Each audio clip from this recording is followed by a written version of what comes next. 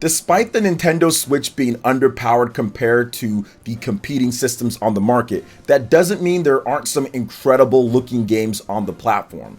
And in this video, we're going to be going over 10 Nintendo Switch games that have the best graphics. And what that means to me is that they take the art style and the technological achievements and pair them perfectly together to create a very pleasing experience on the eyes. So there might be some games that you think look better graphically but don't make it to my list, but that's okay. You can let me know what you think looks the best graphically in the comment section below. Now with that out of the way, let's go ahead and jump right into number 10, Splatoon 3. Now this is another one of those, it's $60 DLC, it looks the same, that's what people were saying beforehand, but once you actually saw the final build and it was in front of your TV, it was right there, Splatoon 3 is easily one of the best looking games on the Nintendo Switch and a nice upgrade over Splatoon 2 on the Nintendo Switch and Splatoon 1 on the Wii U. It looks so much better. Now what they've done with this game graphically is that of course they've improved the character models.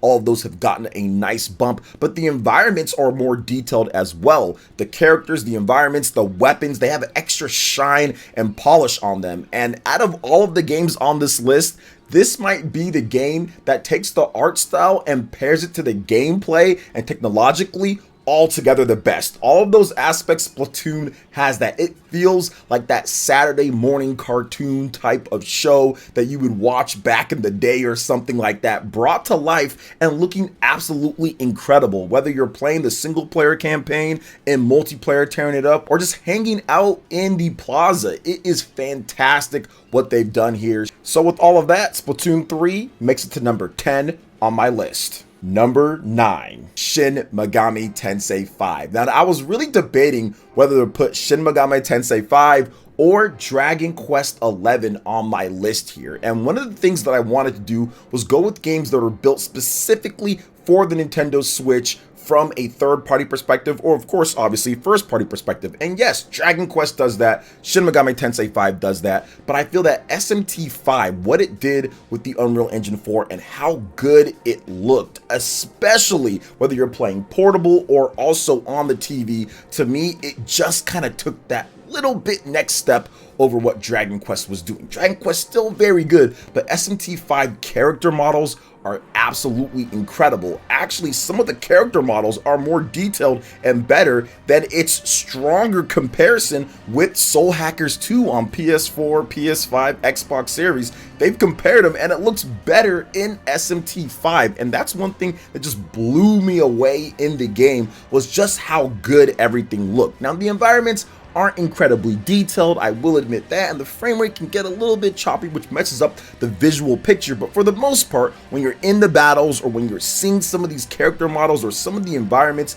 it looks absolutely incredible. So for me, I had to give SMT5, especially with that fantastic dark art style. You pair that with what they're doing with Unreal Engine 4, SMT5 makes it to number 9 on my list. Number 8, Kirby and the Forgotten Land. Now this game looks spectacular. It's so clean looking. I love the overworld map that has the little secrets and everything, the little details in terms of what you can see, but it's once you get in game, that's where they really show, man, they really put attention to detail on how everything looks, the different environments, the different worlds, the sand, even the character that upgrades your weapons has crazy detail on his hat and everything. The fire that's in the game, the different effects from the different copy abilities that you can use, it is incredibly detailed and it looks great. It passes very much a lot of times for like a PS4 or Xbox game. If you didn't know, like, it looks like a lot of the games that might have a similar type of art style on those platforms.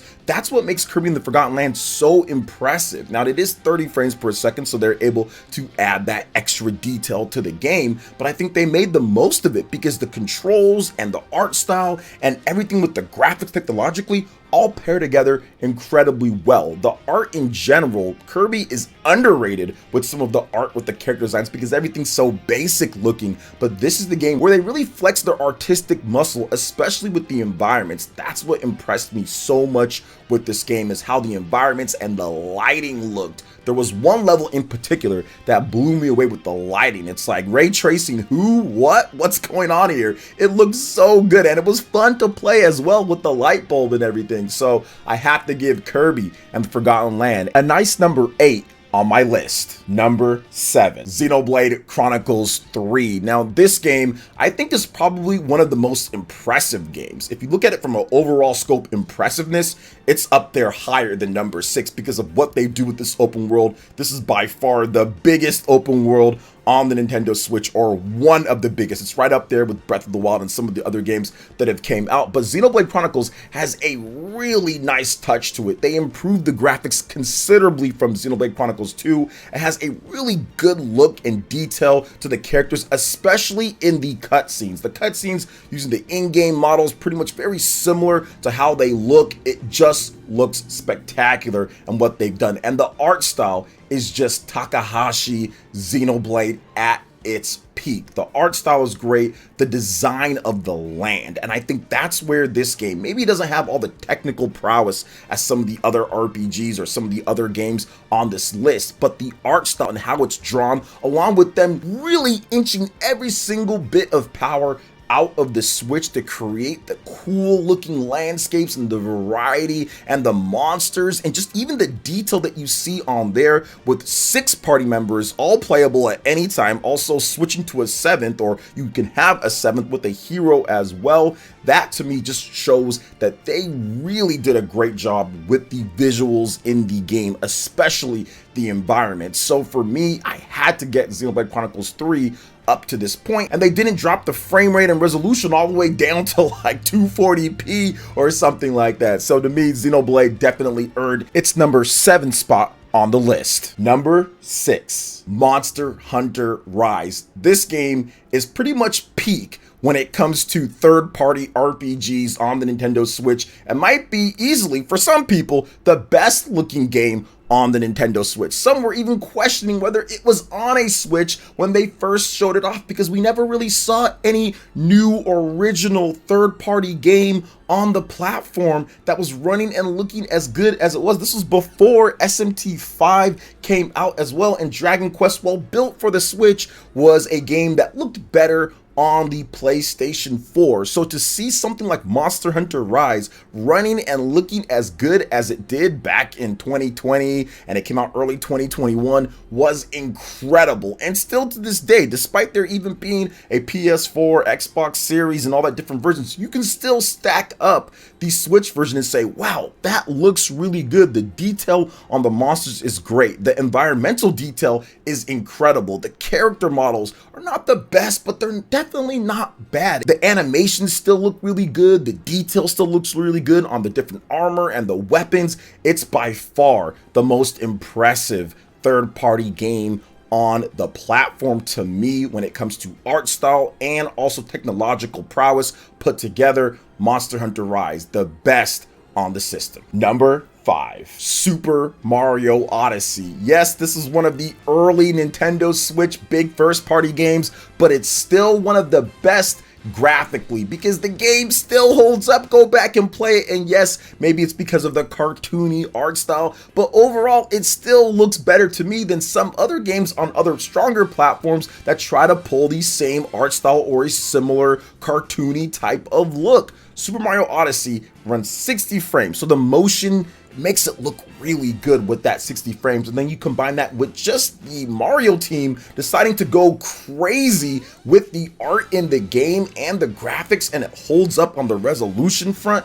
It's just incredible. I think that the variety in the backgrounds and the variety with the level detail and some of the stuff is the best that we've seen in Mario hands down. You're going to be impressed going from level to level and looking at what they've done, and you're thinking to yourself, man, this can all be done on that little tiny Nintendo Switch Tegra X1 chip. I wonder what they're going to do with the next big Mario game. It just, to me, is like, man, they really pulled a number here with Super Mario Odyssey and showed everybody what the Switch is capable of if you put your best up front on the platform. So Super Mario Odyssey makes it to number 5 on my list. Number 4, Luigi's Mansion 3. And honestly, out of all of these games, if you just go pound for pound, what is the best looking game? Luigi's Mansion 3 just might be that. The lighting and the detail in the environments is fantastic. The art is not bad. I'm not as much in love with it as other people.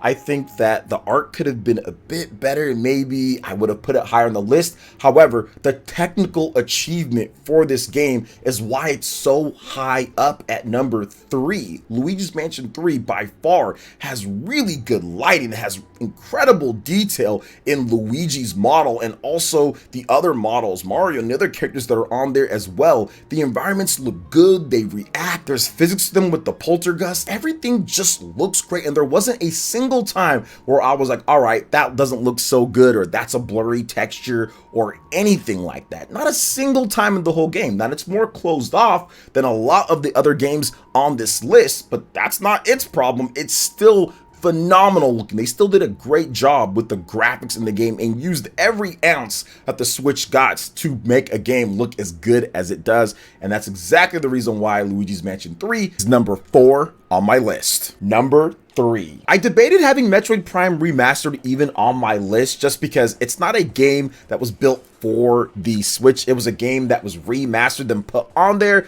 But to be honest, I was like, you know what? Skip it. Metroid Prime Remastered just looks too good to not include on here because they did remake a number of things in this game. Texture-wise and model-wise, it's phenomenal. Samus has never looked better. The sheen and the coat that she has on her armor, the environmental detail is just a notch above a lot of the games on this list. The environments, while you can still tell have that basic GameCube geometry, they're done so well with the art style, and it's paired with the silky smooth frame rate. It just makes everything look really good, despite the game being 2 decades old at this point. Metroid Prime Remastered is a masterclass in taking phenomenal art style, pairing it with some modern techniques, and having great results regardless of the platform that you're on or how many teraflops you're pushing. I'm really impressed with what they've been able to do here, which makes me even more excited to see what's going to happen with Metroid Prime 4.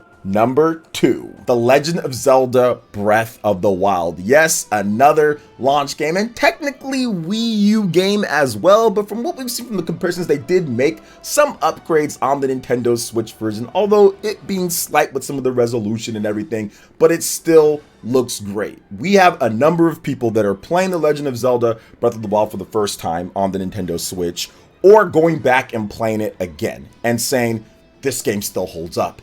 It still looks really good. Look at the individual blades of grass. Look at how everything reacts. Look at the art. Look at how you can chop down the tree and there's dust that flies up, or there's other things that happen with the environment, or there's bugs, or there's stuff flying, or there's just little details here and there with the dragon and the draw distance in the background and stuff. It still holds up as one of the best looking Nintendo Switch games. And honestly, the fact that it's such a large game and it still looks as good individually throughout the pieces of the game with some blurry mountain textures here and there is a testament to, once again, them trying incredibly hard on the art side of things, and then also making sure that they try to do the best that they can do with what they were given with the Nintendo Switch hardware. Legend of Zelda Breath of the Wild still impresses me technologically. It still looks great. It's still a game that has beautiful landscapes and great graphics overall. So that's the reason why The Legend of Zelda Breath of the Wild is number 2